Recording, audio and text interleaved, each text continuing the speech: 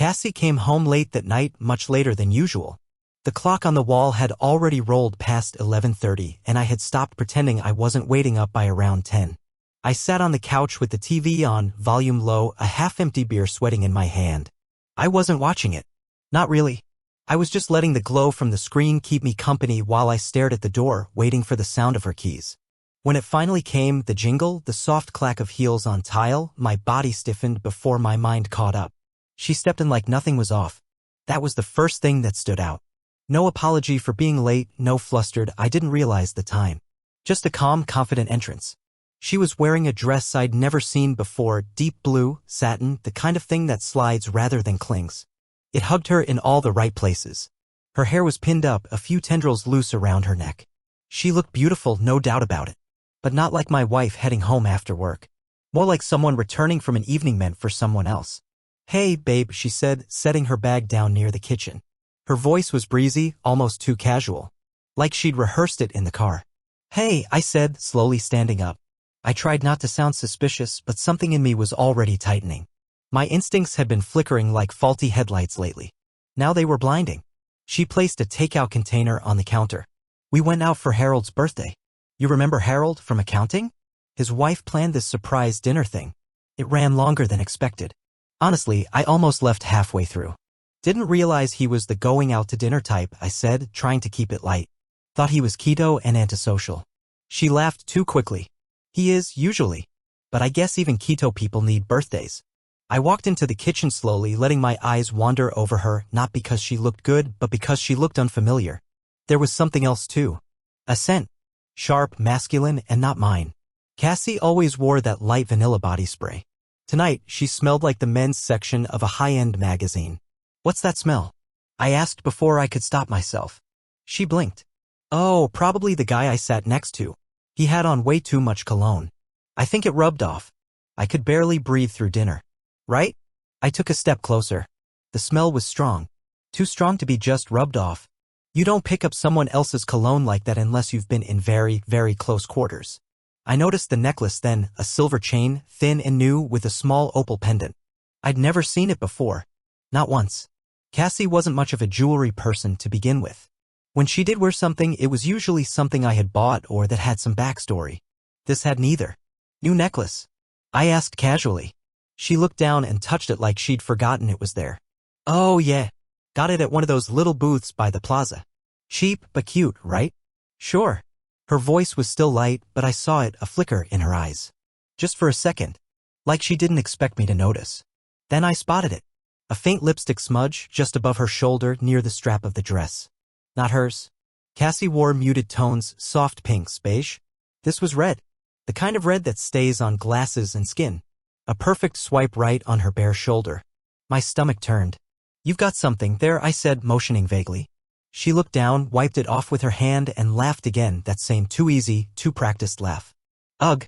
Probably Monica. She's a hugger. That woman will smear her lipstick on anything with a pulse." "Ah, Monica. The affectionate assassin." She smirked at that, like I'd said something clever. Like everything was normal. Like I wasn't cataloging every strange detail. "What restaurant was it?" I asked, opening the takeout container. It was something fancy. Truffle risotto and some kind of seared fish. The smell hit me before the lid fully lifted, buttery, rich, expensive. Not the kind of place Harold from accounting would go. And definitely not the kind of place Cassie and I had ever been. She hesitated just half a beat. "Blue Water? That seafood place down near the marina." I nodded. "Huh. We've never been there." "Yeah, I know. It's usually booked out. Monica managed to get us a table. She knows the owner or something." Another quick, seamless explanation. She was good. Too good. Every answer sounded right, plausible, even boring. But that's what bothered me. When things go wrong, they don't usually come wrapped in convenient logic and airtight excuses. Real life's messy. This was smooth. Too smooth. "You hungry?" she asked, sliding the takeout container toward me. I shook my head. "Not really. Had a late lunch." She leaned on the counter, arms folded, eyes watching me. I could feel her measuring my reactions, trying to read me just like I was reading her. "So how was your night?" she asked. I shrugged. "Quiet. Just me and some reruns." "You should have come out with us," she said. "You didn't mention it was an open invite." She smiled. Next time. I promise. Next time. Right? I forced a smile and nodded, but something had shifted. A curtain had lifted just enough to see the shape behind it. I didn't know exactly what it was yet, but I knew it didn't belong in my house, in my marriage.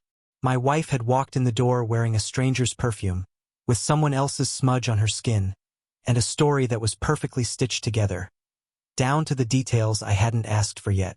And maybe that's what scared me most. The lies weren't clumsy. They weren't desperate. They were elegant, prepared, like she'd told them before. As she walked upstairs to change, I stood there in the kitchen staring at the risotto. She'd even brought home leftovers. The final touch, as if to say, look, nothing to hide. Look at the food. Smell the fish. Doesn't this prove it? But all it proved was that she knew how to sell a story. I didn't say anything that night, didn't confront her, didn't demand names or details. I just lay in bed beside her, listening to her breathing slow as she fell asleep. And I stared at the ceiling, heart thudding like a warning bell, the scent of unfamiliar cologne still lingering in the sheets between us. After that night, Cassie in the blue dress, the unfamiliar cologne, the lipstick smudge, I started seeing things with new eyes. The strange how the mind works once it suspects betrayal. You start replaying old memories like surveillance footage, searching for glitches, contradictions, missed signs. And the more I looked, the more I found. Things I hadn't thought twice about before now stood out like a siren. She came home late again the very next week, this time claiming there was an off-site strategy session that ran long. One of those forced bonding exercises, she said, tossing her heels by the door, wincing slightly like she was exhausted. I swear, if I have to build another spaghetti tower with coworkers, I'm going to scream. She smiled, tried to make me laugh. But all I noticed was that she was wearing the same perfume she used to reserve for anniversaries. That, and her phone buzzed 3 times in 10 minutes, and she didn't check it once. She just left it screen side down on the table. It was subtle but too deliberate. Like she wanted it to buzz without actually reacting. Like she wanted me to notice that she wasn't reacting. That night I couldn't sleep. I lay awake, staring at the ceiling, trying to remember when her behavior started to shift. I thought back to a month ago, maybe 2, when she claimed she'd gone to visit her mom for the weekend. At the time, I didn't think twice. Cassie and her mom weren't close, but they went through phases where they'd try harder. I respected that, encouraged it, but something about that weekend had felt off. The memory was fuzzy, but I remembered the way she packed. Too quickly, too lightly. I remembered how she avoided a goodbye kiss, saying she was running late. I also remembered her texting me the next day, having fun, just watching movies and drinking bad wine. LOL. I smiled at that text when I got it. Now it made my stomach turn. I pulled up the bank app on my phone and started scrolling through our statements from that weekend. Nothing stood out immediately until I found a charge from a restaurant in the city. 2 entrees, cocktails, and dessert. Not exactly the kind of place her mom would enjoy. Her mom hated seafood and hated paying for parking even more. I didn't confront her. I just started a folder on my computer labeled Invoices. I added a screenshot *T of the bank statement, then searched our shared calendar. Nothing marked. Blank weekend. She told me she'd blocked the weekend off for family, but there was no digital footprint to match. It was a small thing, but it chipped away at whatever faith I had left. That was just the beginning. She started coming home later. Sometimes she'd say there was a happy hour she couldn't skip. Sometimes it was a coworker's birthday. Always something. But I noticed she started showering as soon as she got home. Cassie used to be the kind of person who changed into sweats and flopped onto the couch first thing. Now, she headed straight to the bathroom, door closed, water running before she even said much. I also noticed she stopped leaving her laptop on the kitchen table. That was her spot, always had been. She'd sip tea, respond to emails, scroll through Pinterest. But now, she kept everything on her work laptop, which stayed zipped in her bag, carried from room to room like a purse full of secrets. One Saturday, she said she was going into the office. I asked if she needed a ride. Our second car was in the shop. She paused. Actually, I'll just Uber. The garage is a pain on weekends. Again, it made sense. But it didn't feel right. That afternoon, I drove to her office building just to see if her name badge pinged the scanner. I still had access to the system from when I consulted on their IT project last year. I parked 2 blocks away and waited. I checked the logs on my tablet. She never arrived. Her badge wasn't used at any entrance that day. I sat in the car for almost 2 hours, waiting for a sighting. Nothing. Just strangers walking in and out. No Cassie. She came home at 6 and said traffic was a nightmare. I asked her how the presentation went. She blinked, then said, "Oh, it was rescheduled. So I just caught up on budget stuff instead." She didn't mention that she hadn't been to the office. I didn't mention that I knew. That night, I watched her brush her hair in the mirror. She seemed light. Not nervous, not guilty, just detached. Like she was floating above the day. Above us. The next morning, I noticed something strange. She was texting with her left hand. Cassie is right-handed. Always has been. I've watched her sign cards, fill out forms, even paint. She never used her left. But now her phone stayed tilted, angled slightly away from me, thumbs flying. I didn't say a word. I just filed it away. Another loose thread in a growing unraveling. Eventually, I decided I needed clarity, something undeniable. That's when I bought the tracker. A slim, black fob I clipped to her keyring while she was in the shower. Took 2 seconds. She never noticed. The app showed her movements in real time. Mostly, it confirmed the things she told me: work, gym, home. But then came the Tuesday night she said she had a team dinner. She told me not to wait up. I watched the dot on the screen move downtown, then west. Not toward any restaurant I recognized. Not even toward the business district. It settled along the water, right next to a boutique inn called Shoreline Suites. I zoomed in, waited for the dot to move again. Didn't. She stayed. I told myself there could be a reason. Maybe she was meeting a client who stayed there. Maybe her phone died, and she crashed nearby. Maybe she just needed space. But none of that explained why she told me she was at a group dinner. Or why she didn't answer my text asking how it was going. Or why her battery died every time she stayed out too late. The next morning I checked again. She left the inn around 6:30 a.m., and the tracker showed her stopping briefly, probably for coffee, before heading back to the house. She walked in like it was any other day, hair tied back, wearing sweats. She said the dinner had gone long and she fell asleep on someone's couch again. "Team stuff's exhausting," she said with a fake yawn. I nodded, handed her the coffee I'd brewed, and said nothing. But that moment changed something. I wasn't just suspecting anymore. I knew. Still, I waited. I wanted more than digital pings and receipts. I wanted something I could hold. Something she couldn't lie around. Something she'd have to see for herself. And deep down, I knew it was coming. Whatever was happening behind the curtain of her stories. It wasn't over. It was just beginning to spill into the open. 2 days later, I followed the tracker to the inn. Cliffside Cove. It sounded like a honeymoon spot or a Hallmark Channel town. Someplace with overpriced pillows and saltwater taffy. But I knew better. I'd stared at that name too many times on the screen of my phone, watching Cassie's location float there like a secret she thought she'd buried. It wasn't business. It wasn't an off-site retreat. It was personal. It was calculated. And I was done guessing. I left the house just before sunset, took the coastal highway down in silence. No music, no podcast. Just the hum of the tires and my own heartbeat, which felt too loud for the quiet. The inn was about 90 minutes away. I made the drive in just over an hour. When I pulled into the gravel lot, the sun had just slipped beneath the edge of the ocean. The whole place was painted in soft amber, like nature was trying to romanticize what I was about to witness.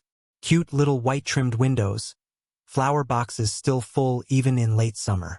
One of those old inns that looked like it used to be someone's home, until it started housing secrets instead. I didn't get out of the car. I just parked near the side, tucked behind a van with beach towels slung over the roof rack. The dashboard lit up with her location again. She was still there. Same building. Same room cluster. I waited. Around 6:50, the front door of the lobby opened. A man stepped out. He was tall, early 40s maybe, wearing a crisp white button-down that he hadn't tucked in, like he wasn't ready to be seen but couldn't help himself. I'd never seen his face before, but I knew him. I recognized him in the same way you recognize someone from a nightmare you can't shake. My chest tightened. He lit a cigarette, took a few steps toward the street, then stopped. A few minutes later, the door opened again. Cassie, hair down, same dress from earlier that day. A soft tan wraparound she claimed she only wore for day meetings. Now it was creased slightly, like she'd been lying on it. Her heels were in her hand. She didn't look rushed. She looked relaxed, peaceful even, like she'd spent the evening floating on a raft with no phone, no husband, no responsibilities. She said something to him I couldn't hear. He smiled. She laughed. They didn't kiss. They didn't touch. But they didn't need to. The way they stood, close but not too close, wasn't asterisk made enough. She looked at him the way she used to look at me, when we were first dating, before bills and routines and late-night silences. Before lies. I reached for my phone and hit record. It wasn't the kind of evidence you see on police procedurals. No time-stamped betrayal or dramatic reveal. Just two people standing too comfortably outside a place meant for couples, looking like the rest of the world didn't exist. But that was all I needed. I knew what it meant. I watched them walk down the sidewalk together, arms brushing but never linking. They laughed again. She tilted her head in that way she did when she was listening closely. The last time she looked at me that way, I'd been telling her about my dad's cancer. She had cried, then kissed my hand and told me she'd always be there. Now she was smiling at a man who wasn't me, outside a hotel that wasn't on any of her calendars. I stayed in the car until they turned the corner, then ended the video and saved it to my hard drive. I didn't follow them. I didn't want to know where they went next. I'd seen enough. When I got home, Cassie was already there. I heard the shower running upstairs. She called out something cheerful when she heard the front door, like she was just finishing a long bath and not washing off a night spent lying to me. "Hey, babe," she shouted. "Sorry I missed your call. The team thing ran late." I didn't answer. I sat down at the kitchen table and opened my laptop. The footage looked even clearer on the big screen. There was no audio, just that grainy, shaky footage from my phone. But it didn't matter. The silence was louder than anything they could have said. Cassie came downstairs 20 minutes later, wrapped in a robe, hair wet, skin pink from steam. She smelled like eucalyptus. "Everything okay?" she asked, smiling at me from the doorway. I looked up, met her eyes and forced a smile. "Yeah, just catching up on stuff." She nodded, walked over, kissed my head. I almost flinched. She moved to the fridge, poured herself some sparkling water, then glanced back at me. "Anything good on?" she asked. I minimized the window, closed the laptop. "Just work stuff." We didn't talk much that night. She went to bed early, claimed she had a migraine. I lay next to her in the dark and listened to her breathing, wondering how many nights I'd been sleeping next to a stranger. The next morning, she left early for a breakfast meeting. I waited until I heard her car pull out of the driveway, then opened the laptop again. I stared at the footage for a long time, not because I needed to be convinced, but because I needed to grieve. That woman in the video wasn't my wife anymore. That smile wasn't mine. That laugh had been taken from me quietly, one piece at a time, until I didn't recognize it anymore. For days after, I didn't confront her. I watched, collected. I backed up files, took photos of receipts, printed location data. I copied everything to a flash drive, then locked it in my desk drawer. It's a strange thing, truly knowing, that your partner is lying to your face. There's a sick kind of power in it. Quiet control. You smile. You nod. You let them go about their performance, all the while knowing the final scene is already written. I watched her more closely. I timed her drives, checked her phone when she left it on the counter, found a hidden folder of photos she'd saved under a boring name, client revisions. They weren't explicit, but they weren't innocent either. Cassie had been slipping away from me for months, maybe years.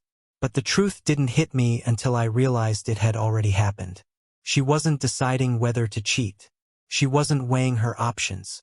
She had already made her choice. I was just catching up to it. There's a specific moment in betrayal when sadness gives way to something colder. Not anger, at least not yet, but clarity. You stop asking why. You stop wondering how long. You just start thinking about what comes next. I was there. I didn't know what I was going to do yet.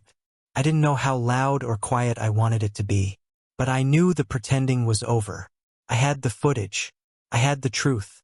And soon Cassie would have it too. I didn't expect to hear from Jane Keene. In fact, I barely remembered who she was until her name appeared in my inbox. Subject, a private matter. Body, Vincent, I believe we may have something in common. Please call me when you're able. Attached was a number. No signature. No explanation.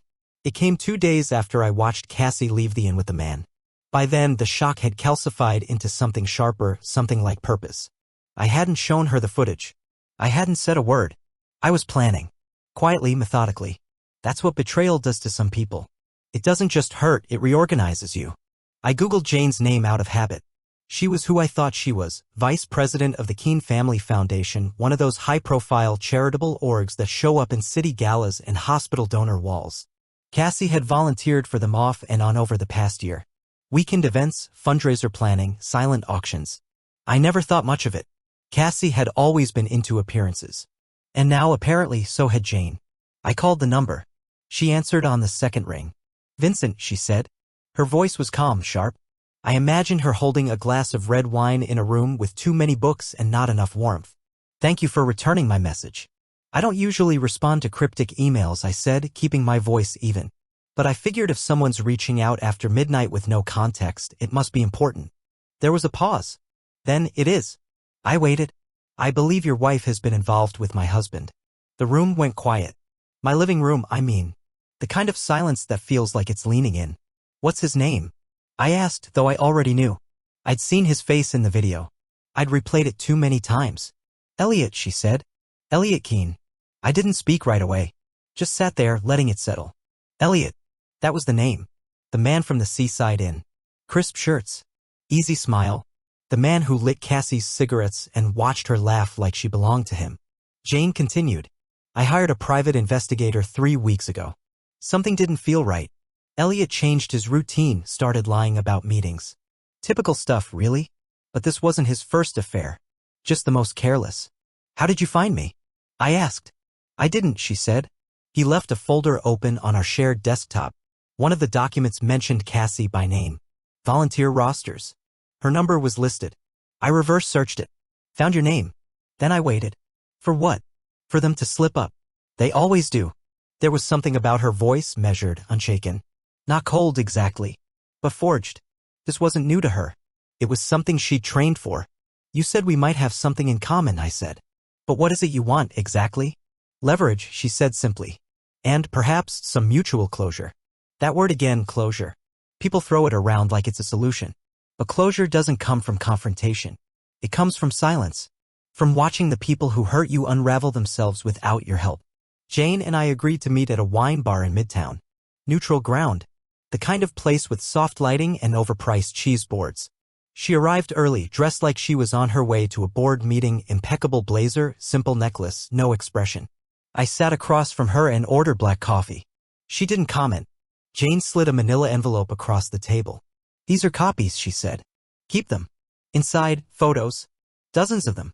Cassie and Elliot at the inn. On the sidewalk. At a restaurant in Silver Lake. A park bench. Her hand on his knee. One of them hugging in a parking garage. Another of them standing by his car, mouths close. The kind of photos no one ever means to be taken. I've been gathering these for weeks, Jane said. Some were taken by the PI. Some were forwarded to me anonymously. It seems Elliot hasn't been subtle. I kept flipping through them even though I didn't want to. I didn't need to. I had enough of my own.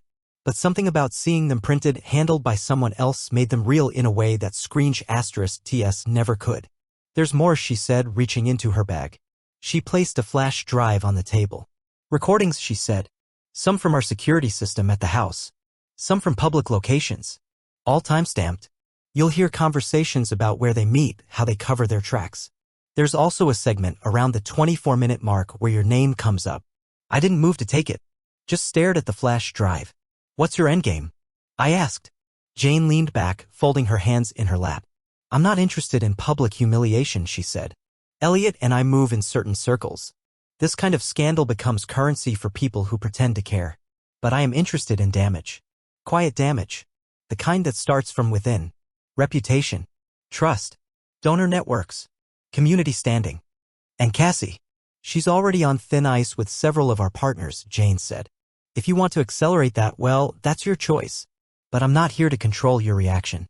I'm offering you a door. You can walk through it, or you can pretend you didn't see it.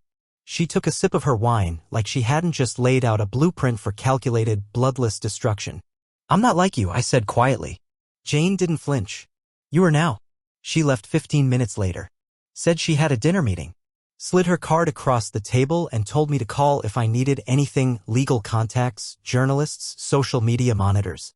It was clear she had a system. A protocol for what to do when someone tears your life apart and smiles while doing it. I sat there with the envelope in front of me for a long time. On the drive home, I thought about all the nights Cassie said she was at charity meetings. How she always came home tired but happy. How she said the work felt meaningful. How she joked about the catered lunches and passive-aggressive emails. I thought about all the ways people tell you who they are without ever saying it out loud. When I got home, I put the flash drive into my laptop and watched the first few clips. Not all of them. Just enough. Cassie, he still thinks I'm at Lana's. I parked 2 blocks down so he won't see the car on the tracker. Elliot, you're a professional now. Cassie, laughing, God, I hate how easy it's gotten. I didn't throw the laptop. Didn't yell. Just closed it calmly. Then I poured myself a drink and went outside, sat on the porch and stared into the dark. I wasn't angry. I was ready. I wasn't going to explode. I was going to dismantle. It started slowly. Almost too slowly. Like the first few drops before a downpour. Jane had called it quiet damage, and now I understood exactly what she meant. The first sign came in the form of a polite, nondescript email that landed in Cassie's inbox from the organizing committee of the Westview Elementary fundraiser. I only knew about it because she cursed under her breath while reading it. I was sitting at the dining table pretending to sort mail. She thought I wasn't paying attention. Everything okay? I asked. She blinked, forced a smile. Yeah. Just scheduling conflict. She didn't elaborate and I didn't ask. But I saw her glance at her phone, then back at the screen, lips pressed tight. Later that night, when she went upstairs, I opened her laptop and pulled up the email. Dear Ms. Reiner, we regret to inform you that due to a recent reevaluation of volunteer assignments, your participation in this year's fundraising team has been suspended. We appreciate your past service and hope for continued collaboration in the future. No explanation. No appeal. Just a surgical cut. The next morning, she got a call. I watched her answer with her usual, bright, performative tone. But her face shifted almost immediately.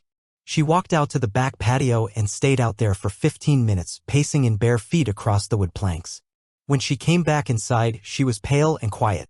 That afternoon, the calls kept coming, one from the local arts board she'd helped with grant proposals, another from the Chamber of Commerce's community events team. Each time she gave the same reassurances: it must be a mistake, I haven't done anything, I'll look into it. But the truth was already in motion. Jane's strategy wasn't messy. It was meticulous. She'd spent years in rooms where one whispered comment could shift thousands of dollars in support. She knew which donors had tight lips and long memories. She knew which mothers ran the parent groups behind the scenes, which foundation liaisons read every forwarded message with more scrutiny than the last. She didn't shout. She suggested. The next week, Cassie received a formal letter, printed, not emailed, from the Keene Foundation's board chair. We regret to inform you that your volunteer access has been placed on hold pending internal review. Thank you for your understanding. That one shook her. I could tell. She reread it 3 times, then folded it neatly and slid it into her bag. She didn't mention it. She just stared out the window during dinner, barely touching her food. I kept my voice even. Long day? She nodded, but her jaw was tight. People are acting strange. I don't know what's going on. I'm sure it's just a phase, I said. Things always balance out. She studied me for a second, as if searching for something in my tone. I let her look. I didn't blink. That night, I left her a letter. It wasn't long. 2 pages. Folded and placed on the kitchen counter where she'd see it in the morning, right next to her keys. I didn't sleep much that night. Not because I doubted it, but because I knew what came next. When I woke up the next morning, the letter was gone. Cassie was sitting at the table, fully dressed for work, even though it was barely 6:30 a.m. Her eyes were red, but she hadn't been crying. Not yet. You wrote this, she asked, holding up the folded pages. I nodded. She stared at me. So, how long have you known? Since the dress, I said. She looked down, then back up. You've just been, what? Waiting? No, I said calmly. Documenting. She swallowed. You were never supposed to find out. You mean I was never supposed to make it matter? She opened her mouth to respond, then closed it. Her hands trembled slightly. I didn't mean to hurt you, she whispered. You didn't hesitate to do it. She stood. We can fix this. We've been through worse. No, I said. We haven't. She stared at me, eyes flicking side to side like she was scanning for some exit in the conversation that didn't exist. I need time, she said. To think. To process. I nodded. Take all the time you need. But I won't be here when you're done. She flinched at that. Not dramatically, but like a small crack beneath the surface. I'm leaving, I said. Today. You can't just leave. I can. And I am. I picked up the keys from the table and walked past her. She didn't follow. She just stood there, still clutching the letter like it was some fragile map she had never learned to read. I moved into a short-term rental 2 cities over, quiet, furnished, month to month. I didn't tell her where. I didn't need to. For the first time in weeks, I could breathe. But even from a distance, I kept hearing things. Cassie's name surfaced in whispers around the city. A parent at the school board meeting mentioned ethics concerns. A friend from the local theater said her committee seat had been reevaluated. Word got around.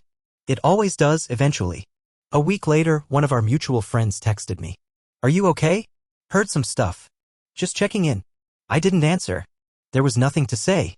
I checked the online event calendar where Cassie used to appear every month, volunteer drives, charity auctions, civic brunches.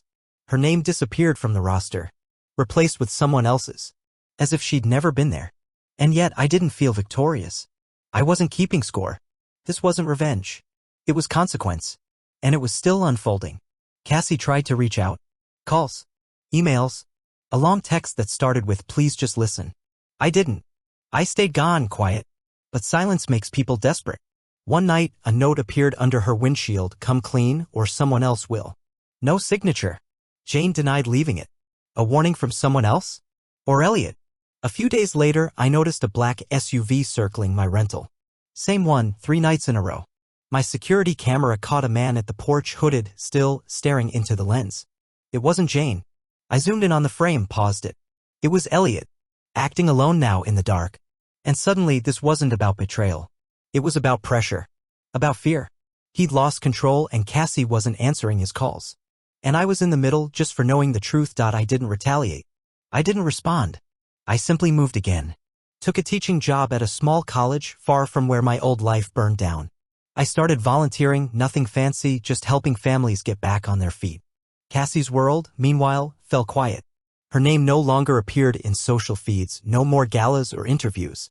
I heard through someone she'd tried to rebuild, but it never stuck. One day, I got a short email, I'm sorry. You didn't deserve any of it. I never replied. I didn't need to. Some stories don't need an ending with fire or screams. Some just end with stillness, with truth, and with peace.